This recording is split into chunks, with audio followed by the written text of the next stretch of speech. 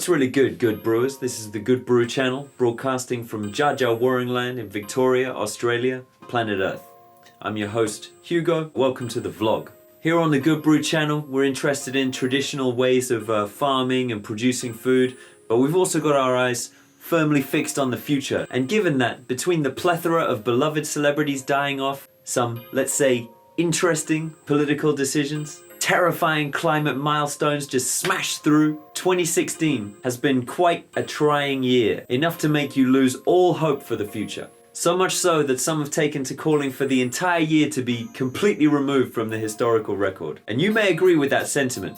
But wait, don't erase it yet. Some pretty rad stuff came along this year too. And given that this very first vlog is falling right at the end of the year, we're checking out some of this year's best innovations that can restore some feeling that the future might be worth hanging around for. So here is a list of just 10 of the innovations of 2016 that give us some hope for the future, in no particular order. Number 1. First up, Elon Musk. What a hero. This won't be the last time he gets a nod in this list. And after serving up exactly the right kind of disruption to the automotive and the space travel industries over the past few years, he's recently announced the release of these awesome looking solar roof tiles, which look like they're going to do great things for the wealthy and middle class people who can afford their own homes, that is. Even if, hypothetically, every single person who could afford these things put them on their houses, we'd still have billions of people resorting to burning that Australian coal and running diesel generators just to get a bit of power. So, as cool as they are, these tiles haven't made our list this year. This first spot is going to some eco-hackery that folk living in less privileged conditions can replicate. Check out these little wind turbines spinning around on Hanoi roofs that hit the headlines earlier this year.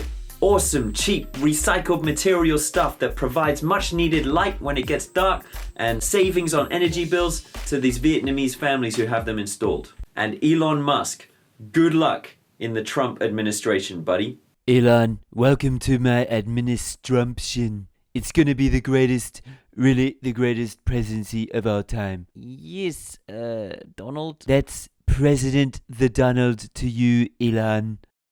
Number 2, plastic.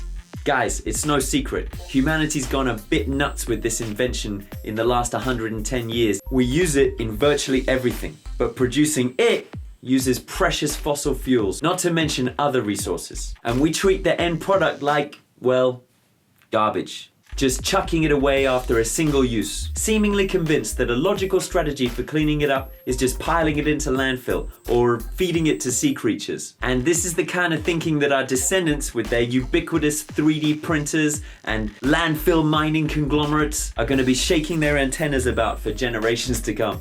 The main problem is a state of mind that allows us to see this resource as inherently lacking in value. So, a plucky Dutch crew is aiming to change that perception with their project, Precious Plastic, teaching people about the different types of plastic that are out there, and then creating easy to build, apparently, machines that can break down the plastic that you have and then make it into new products, instead of just tossing it into the correctly colored bin and forgetting about it. It's a great way to begin to change the perception of this valuable resource. And if it gets coupled with 3D printing technology, we might all be printing Lego pieces from recycled plastic at home before too long. What have these people got against plastic, Elon? Well, Earth would be much less ugly with more of it. If it's anything like my many wives and pageant contestants, plastic can turn this planet from like a 2 into a solid 8. Number 3, tires. How many of them are there just sitting around the place? Heaps, I reckon. Nah, literally heaps. Look at all these heaps. And there are more than 1 billion tires being added to these heaps annually. And these things are, again, made out of seriously valuable resources. As they are, they make pretty great building materials, like in these awesome Earth ships. But some clever sausages from right here in Australia have worked out a way to break them down and turn them into a fuel that burns 30% more efficiently than diesel fuel and recycles 100% of the tire into valuable, usable resources. So there's zero waste left over. Elon, I heard you talking some smack about me before the election, but don't worry, I'm the least vindictive person in the world. All the people I threaten tell me so. What are you doing? Just composing a little tweet about Tesla cars. How do you spell overrated? Number 4. Alright, let's take an enviro break for a moment and fantasize that we actually get this whole food-air deal sorted out.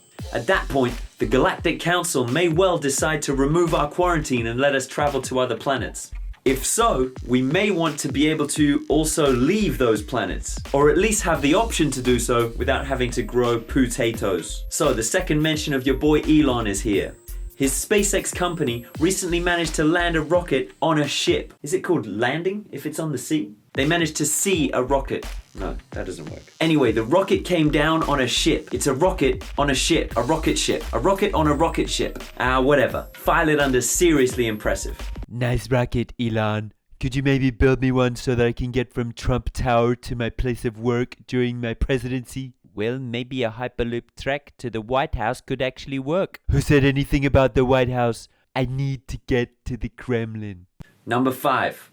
Okay, back to probably the most important matter at hand. Climate change. What about all those pesky greenhouse gases we're putting into the atmosphere just by going about our daily business? It's really not looking good, unfortunately. So thank Odin for Iceland, where they've pioneered a carbon capture and underground burial methodology, which can convert CO2 back into solid matter within a couple of years and just keep it back in the ground permanently. Good stuff, icy folk. But there's another much more pesky gas that is a direct result of one of our more destructive human activities on the planet, cattle farming. Apart from needing ludicrous amounts of water to create the cattle feed and causing devastating deforestation across the planet, those yummy or sacred cows, however you happen to view it, are prodigiously flatulent and burp a lot. Burpulent? And that releases methane, which is a far more destructive gas than CO2. It's 30 times more potent as a heat-trapping gas. So ultimately, it's pretty clear that widespread cattle farming would be off the table as a sustainable human practice if our survival is also of interest to us. But that's highly unlikely to happen anytime soon. In the meantime, here's a great little development. A seaweed, a red seaweed, when added to cattle feed, reduces their methane emissions by 30%.